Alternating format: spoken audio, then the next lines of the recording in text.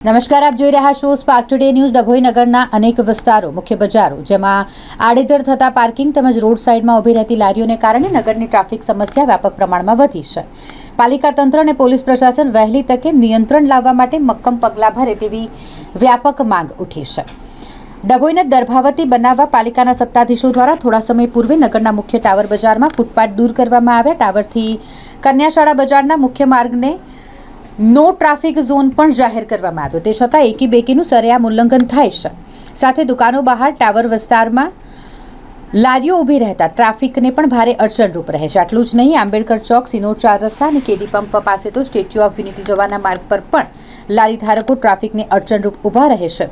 આ માર્ગ પર વીવીઆઈપી મુવમેન્ટ થતી હોય છે, ત્યારે મોટા અકસ્માતની પણ ભીતિ સેવાઈ રહી હોય તેવામાં પાલિકા અને પોલીસ પ્રશાસન સંયુક્ત રીતે કામગીરી કરે, ટ્રાફિકને અડચણરૂપ તમામ લારીઓ તેમજ રોડ પર ટ્રાફિકને અડચણરૂપ ઊભા રહેતા વાહનો સામે કડક વલણમાં કાર્યવાહી કરે તેવી માંગ ઉઠી છે।